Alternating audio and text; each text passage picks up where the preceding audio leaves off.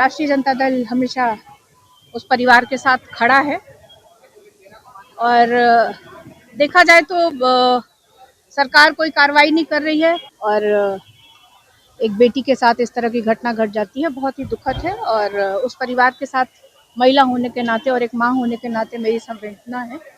और सुनने में ये आया है, मुझे पूरी जानकारी है नहीं, कि परिवार के लोग सीबीआई इंक्वायरी की मांग कर रहे हैं, तो सरकार को सीबीआई इंक्वायरी सौंप देनी चाहिए ताकि सही तरीके से उसकी जांच हो करके। और ये कोई पहली घटना नहीं है, आप पिछले 10-12 दिनों में देखें तो लड़कियों के साथ, महिलाओं के साथ 5-6 घटना इस तरह की देखने को आई है। आप यही खौफ दिखा के आए हैं कि राष्ट्रीय जनता दल आ जाएगा तो इस तरह की घटनाएं होगी, और जब से ये सरकार में है तब से इसी तरह की घटनाएं देखने को आ रही है।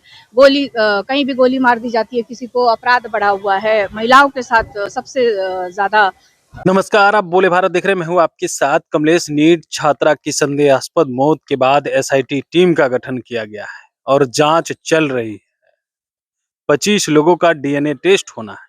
इस बीच देखिए, लालू यादव की बड़ी बेटी पाटलिपुत्रा से सांसद मीसा भारती का बड़ा बयान सामने आया है। सीधे सीबीआई जांच की मांग कर दी है और भी क्या कुछ कहते हुए नजर आ रही है, सुनिए इस वीडियो में। देखिए, लंबे समय से नीट छात्रा का न्यूज में हम लोग देख रहे हैं और ये दुर्भाग्य है कि एक तरफ डबल इंजन की सरकार है और हमेशा महिलाओं के सशक्तिकरण की बात करती है, महिला की सुरक्षा की बात करती है, और एक बेटी के साथ इस तरह की घटना घट जाती है, बहुत ही दुखद है। और उस परिवार के साथ महिला होने के नाते और एक माँ होने के नाते मेरी संवेदना है।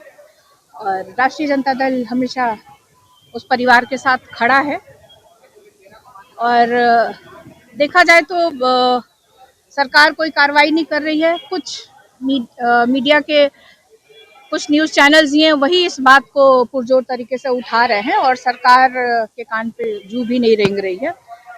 और अभी आप देखिए किस तरह से उसके परिवार के लोग कह रहे थे कि इसकी कार्रवाई होनी चाहिए। जो हॉस्पिटल में उसका इलाज हुआ, प्रॉपर तरीके से उसका इलाज नहीं हुआ, और जो एक थाना अध्यक्ष थी, उनके खिलाफ भी परिवार का था कि प्रॉपर तरीके से उनका कंप्लेंट नहीं सुना गया या उसकी जांच नहीं की गई।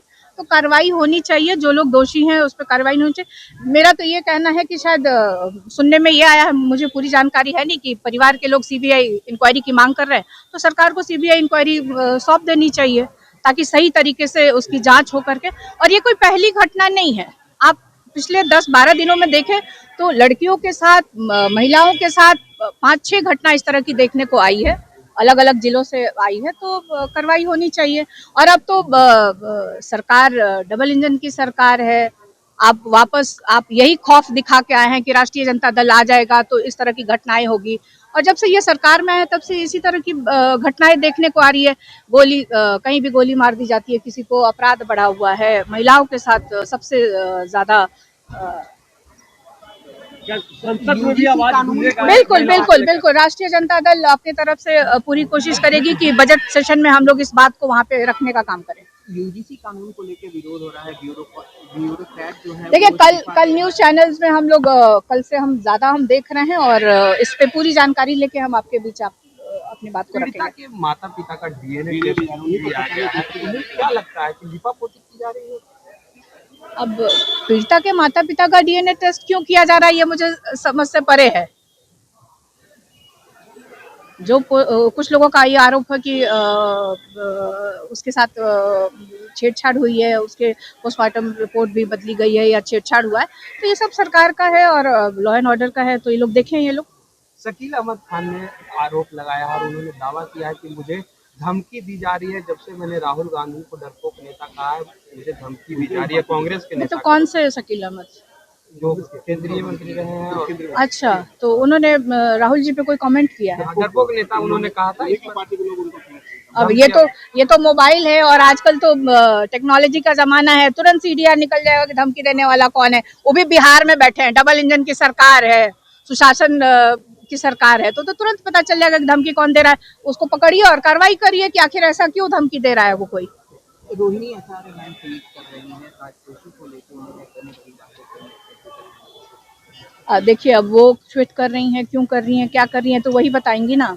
तो आपने सुना, मीसा भारती का नीट छात्रा मामले को लेकर के कह रही है कि इसकी सीबीआई जांच अगर परिजन कर रहे हैं तो सीबीआई को सौंप देना चाहिए।